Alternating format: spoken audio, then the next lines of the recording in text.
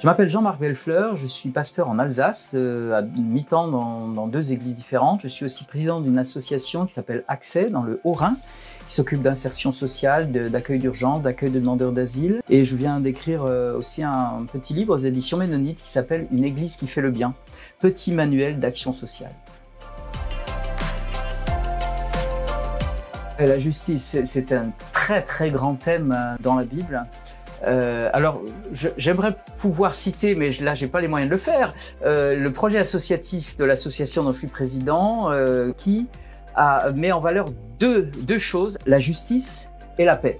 Et la justice, au sens biblique du terme, c'est de rechercher la solidarité entre les êtres humains, le respect des droits des personnes, y compris le droit à manger, à être logé. Donc la justice, pour moi, c'est avant tout la solidarité entre les êtres humains pour qu'il règne de la justice. C'est pas faire justice. Alors c'est un autre domaine. C'est pas vivre selon ce qui est juste dans l'éthique, mais c'est d'abord un partage de la solidarité humaine. Moi, je dirais que la justice peut être comparable dans une certaine acception du sens à la bonté. C'est-à-dire pratiquer la justice, c'est être bon avec les autres.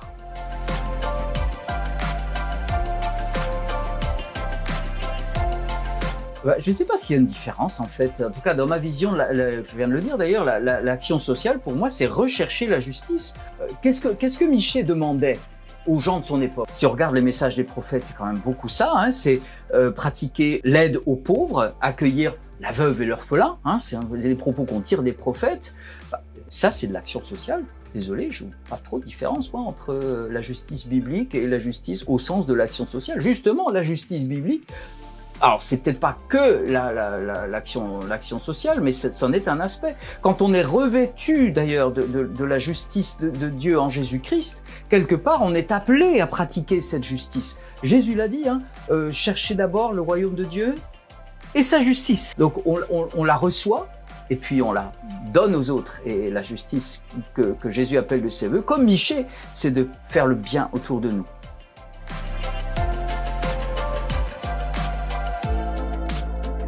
Alors ce lien, je vais vous raconter une histoire pour vous répondre.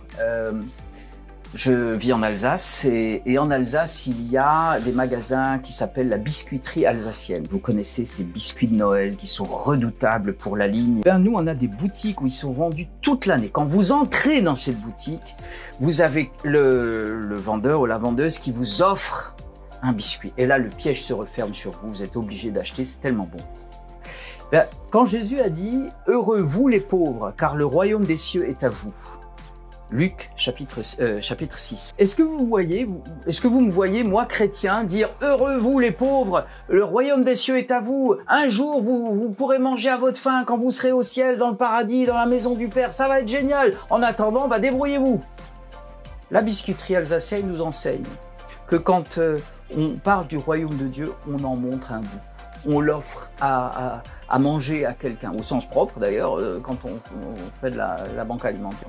Donc vous voyez, ce bon sens d'un commerçant, par ailleurs je trouve excellent, nous devons l'appliquer. Quand nous parlons de la croix de Jésus-Christ, le royaume des cieux, la réponse ultime au problème de l'humanité, mais montrons-en un bout. Et en partageant de cette justice, en faisant du bien autour de nous, nous donnons un goût, un avant-goût de ce royaume de Dieu ouvert par la croix de Jésus-Christ.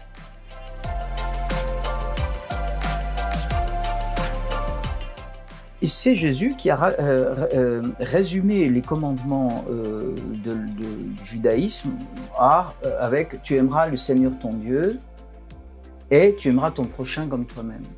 On ne peut pas aimer Dieu sans aimer son prochain. Ça, nous le disons souvent. Moi, je dis qu'on ne peut pas aimer son prochain sans aimer Dieu non plus.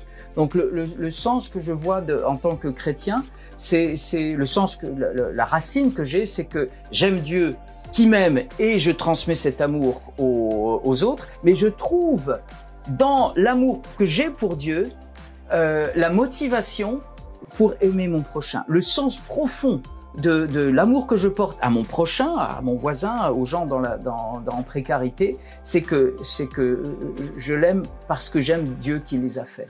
Ça ne fait qu'un tout. Jésus l'a bien dit, hein, il a dit, le commandement et le deuxième, bah, c'est comme le premier, c'est un genre de quelque chose d'imbriqué. On ne peut pas séparer, de l'amour de Dieu à l'amour du prochain, on ne peut pas séparer l'amour du prochain de l'amour de Dieu. Pour moi, la foi donne un sens à l'action sociale que j'entreprends.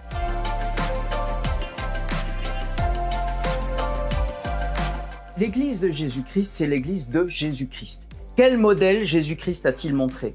Il a enseigné, il a fait du bien autour de lui, il a fait le bien autour de lui, il a guéri des gens, il a ressuscité des gens, il a donné à manger à des gens.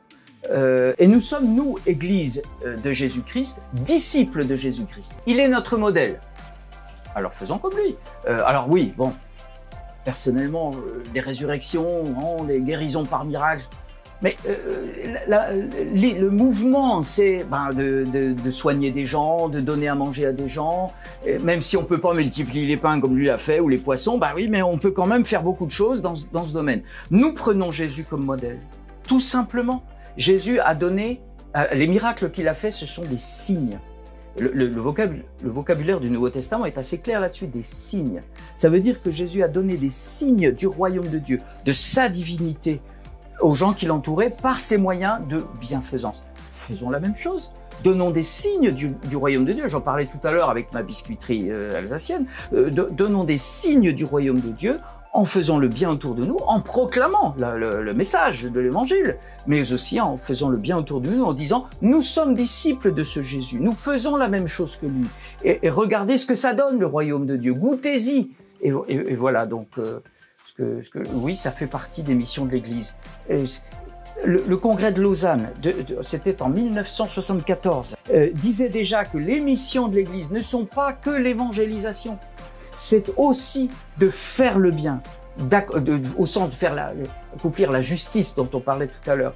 C'est de faire du bien. Alors là, je glisse un peu, c'est-à-dire de soulager les souffrances, parce que nous sommes disciples de Jésus. Alors oui, ça fait partie des missions de l'Église. Un exemple pour finir de répondre à cette question. Jésus a guéri 10 lépreux, nous dit un des textes des évangiles. Il n'y en a qu'un qui est revenu l'adorer, ou pour adorer. Est-ce que Jésus a eu tort de guérir les 9 autres? Ben non, il n'a pas eu tort, il leur a fait du bien. Et il a manifesté qu'il était l'envoyé de Dieu auprès des 10, même s'il n'y en a qu'un qui est revenu. Autrement dit, faisons comme Jésus, faisons du bien autour de nous et on aura fait notre travail, même si les gens ne viennent pas à l'église et ne sont pas baptisés dans la semaine qui suit. On aura fait notre travail comme Jésus a fait son travail auprès de ses 10 lépreux.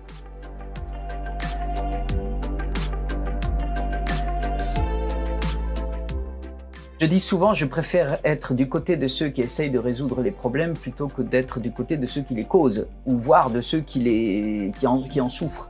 Je préfère être mal dormir la nuit, être surchargé, avoir des problèmes de conscience que d'avoir une conscience endormie.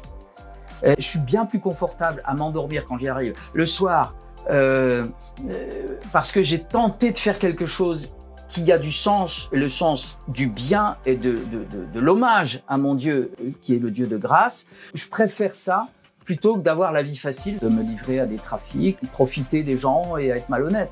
Donc je trouve qu'il y a quelque chose de très apaisant, même si au niveau de l'emploi du temps et des soucis qu'on se crée, ça cause problème. Ensuite, il y a le retour des gens.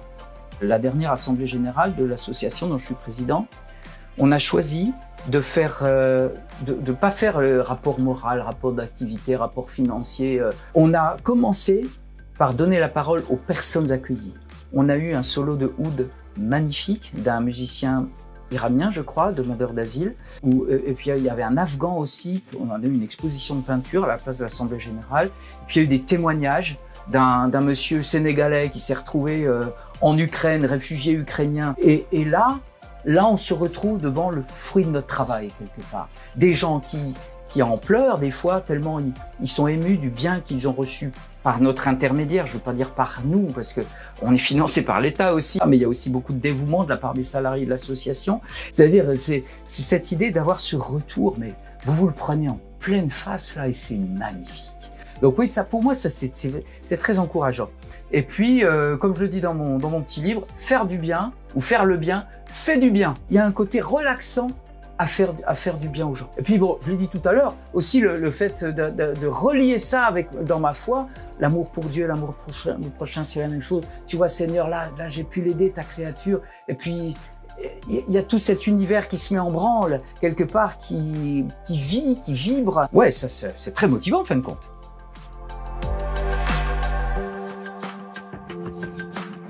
Quel est notre rôle de chrétien dans le monde ? Tout à l'heure, vous m'avez posé la question, est-ce que c'est la mission de l'Église de faire de la bienfaisance? Je vous ai dit oui. J'ai le sentiment que c'est important de se sentir à sa place en tant que chrétien dans ce monde. Ce monde est compliqué.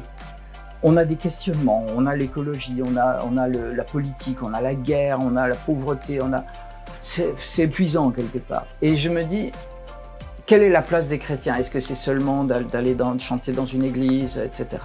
Alors j'aime beaucoup chanter dans mon église, je suis quand même pasteur, je ne suis pas non plus que président d'association. Ce que je veux dire, c'est qu'à un moment donné, j'ai envie de pouvoir me dire, quand j'aurai terminé mon parcours professionnel ou de ministère, j'ai fait mon boulot, tout simplement. C'est quoi le boulot d'un chrétien, d'une chrétienne dans ce monde?